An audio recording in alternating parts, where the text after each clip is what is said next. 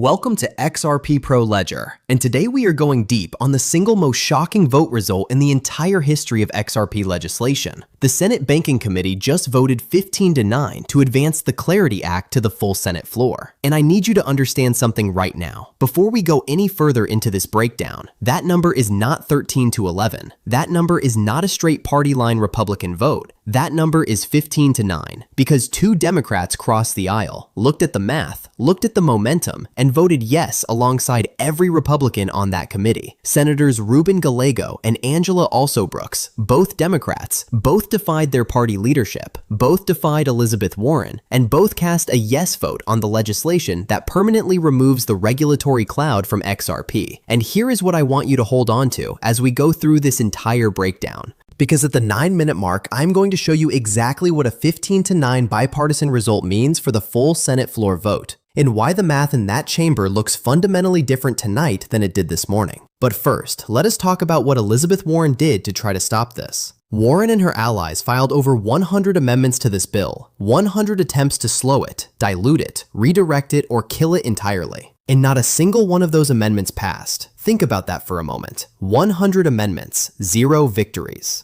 The opposition spent weeks preparing legislative maneuvers designed to derail the Clarity Act at the committee level, and the committee answered with a 15-9 vote that sent every single one of those amendments straight to the floor. This is not a narrow political win. This is a statement, and the market heard it immediately. XRP was trading at approximately $1.45 before the vote result was announced. Within the same session, it hit a high of $1.53, an approximately 5% surge on pure regulatory momentum, with no ETF announcement, no partnership news, no Ripple product launch, just the United States Senate Banking Committee writing XRP's future into federal law. Now let us talk about what the people who matter most had to say about this result, because the institutional voices that came out today were not hedging their language. Brad Garlinghouse, Ripple CEO, responded immediately after the vote. His words were direct. The Senate Banking Committee is putting in the work. Incredible leadership. If the largest economy in the world is going to lead on crypto, and it must, this is the moment. Let us get it done. That is not cautious corporate language. That is a CEO who has been fighting the regulatory war since 2020, watching the committee deliver a result that exceeded expectations. Brian Armstrong, Coinbase CEO, added his own statement. "I am proud we stood up for our customers in that moment, and the bill is better because of it." And Fidelity, one of the largest asset managers on the planet, released a formal statement commending the Senate Banking Committee for advancing the Clarity Act, describing the bill as providing a balanced approach that will offer statutory clarity to digital asset markets if passed. When Fidelity releases a formal commendation for a Senate committee vote on crypto legislation, the institutional signal is unambiguous. The money that has been watching this process from the sidelines is paying close attention. Now, let us talk about who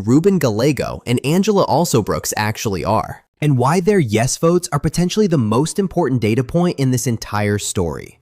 Gallego represents Arizona in the United States Senate. Arizona has one of the highest rates of retail crypto adoption in the country. His constituents hold XRP, hold Bitcoin, hold Ethereum, and they have been watching the regulatory situation for years, waiting for legal certainty. Alsobrooks represents Maryland, a state with significant financial services infrastructure and a growing fintech presence. Neither of these senators voted yes because they were told to by their party leadership. They voted yes because the policy argument for regulatory clarity in digital assets is stronger than the political argument against it. And here is why that matters for the full Senate floor vote. The Clarity Act needs 60 votes in the full Senate to overcome a potential filibuster. That means it needs Democratic support, not just Republican support. Today's 15-9 result proves that Democratic support is achievable. It proves that the bipartisan coalition the bill needs already exists at the committee level. And now the question is whether it can be assembled at the full chamber level before the summer recess. The targeted timeline for a full Senate floor vote is June or July of 2026. That is the window.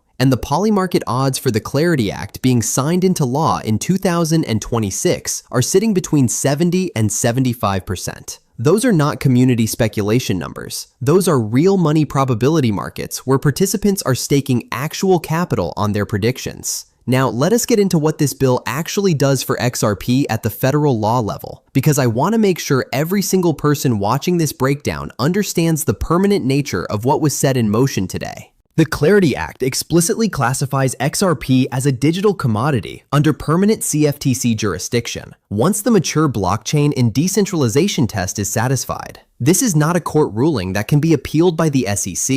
It is not regulatory guidance that a new agency head can reverse. It is not an enforcement policy that changes with administrations. It is federal law. Once this bill is signed, there is no more securities classification risk for XRP on secondary markets. There is no more legal uncertainty for any institution anywhere in the world that wants to use XRP for cross-border settlement, liquidity provision, treasury management, or any other institutional use case. The compliance departments at banks, asset managers, and fintech companies that have been waiting for exactly this level of legal certainty will have no more reason to wait. And here is a dimension of this story that most people watching the price chart today are completely missing. RLUSD, Ripple's regulated dollar-backed stablecoin, is now sitting at $1.44 billion in circulating supply, with reserve funds of $1.546 billion, meaning it is over-collateralized by approximately 7.1%. The custodian for those reserves is BNY Mellon, one of the oldest and most systemically important financial institutions in the United States. The attestations are conducted by Deloitte, a Big Four accounting firm, following American Institute of Certified Public Accountant standards. This is not a stablecoin built for retail speculation.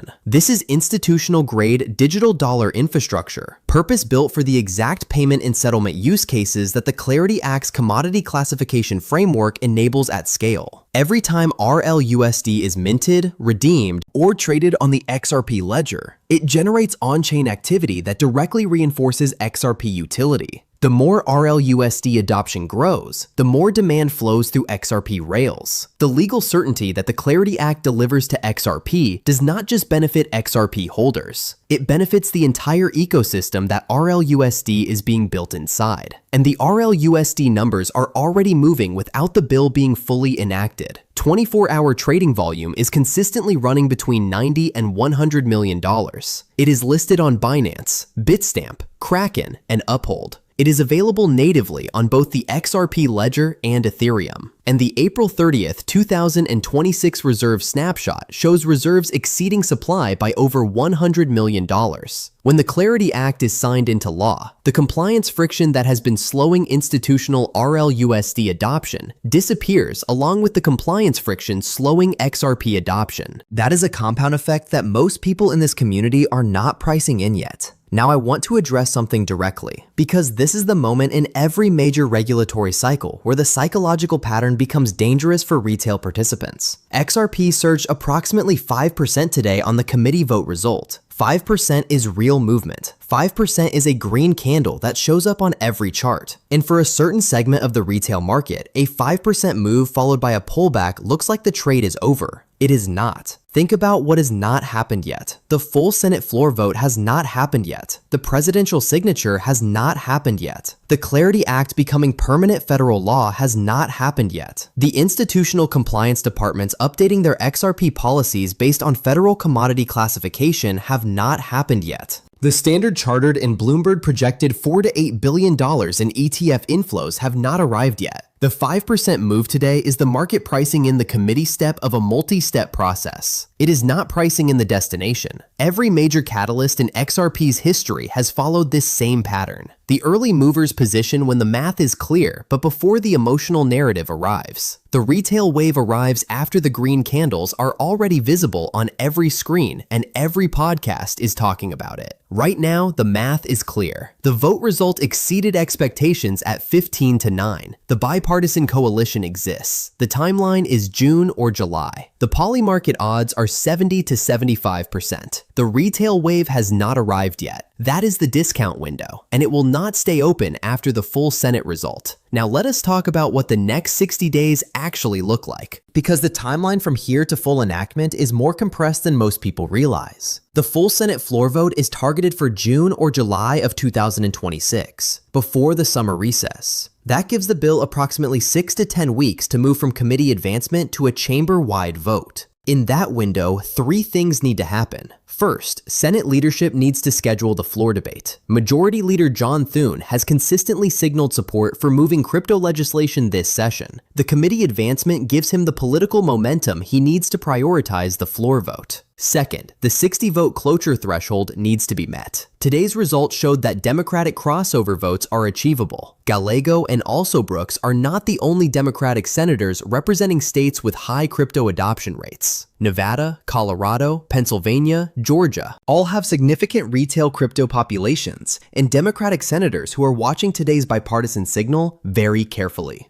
Third, the presidential signature, which Polymarket is pricing at 70 to 75% likelihood for 2026. Each of those three steps is a catalyst, and each catalyst is a potential price event. Think about what the market priced in today with a 5% move on a committee vote. Now, think about what it will price in when 60 senators vote yes on the floor. And then think about what it will price in when a president signs XRP's commodity status into permanent federal law. This is a multi-event catalyst chain, and today's committee result confirmed that the chain is intact and moving. Now let me bring in something that I think is the most underappreciated part of this entire story, and it connects the Clarity Act directly to the on-chain infrastructure that already exists. Ripple's on-demand liquidity system, which uses XRP as the bridge asset for cross-border payments, is already operating in over 90 countries. The rails are built, the technology is deployed, the counterparty relationships are established. What has been limiting the full scaling of that infrastructure is not technical capability, it is compliance hesitation. A compliance officer at a major bank in London or Singapore has had one primary reason to keep XRP at arm's length: the open question of whether the SEC's securities classification theory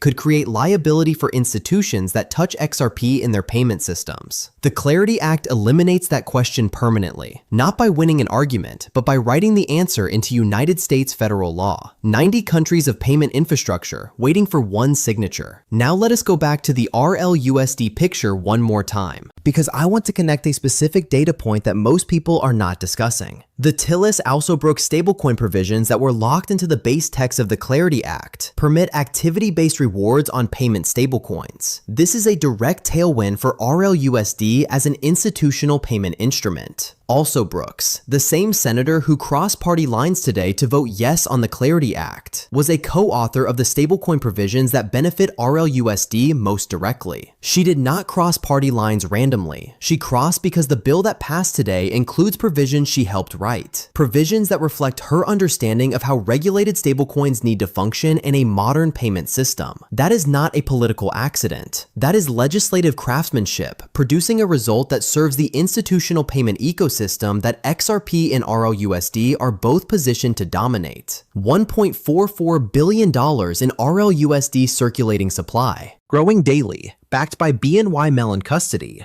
Deloitte attestation, NYDFS regulation, and now a legislative framework that was partially written by one of the senators who just voted to advance the entire bill. The infrastructure picture is not emerging, it is already here. Let us zoom out one final time and see the complete picture that assembled today on May 14th, 2026. The Senate Banking Committee voted 15-9 to advance the Clarity Act. Two Democrats crossed party lines, Senators Gallego and Alsobrooks, despite over 100 amendments from the opposition. The result was stronger than the expected 13-11 party line outcome. XRP surged approximately 5% from $1.45 to a session high of $1.53. Brad Garlinghouse called it incredible leadership. Brian Armstrong said the bill is better for it. Fidelity issued a formal commendation. The bill now moves to the full Senate floor with a June or July target. 60 votes needed for cloture. Polymarket pricing full enactment at 70 to 75%. RLUSD sitting at $1.44 billion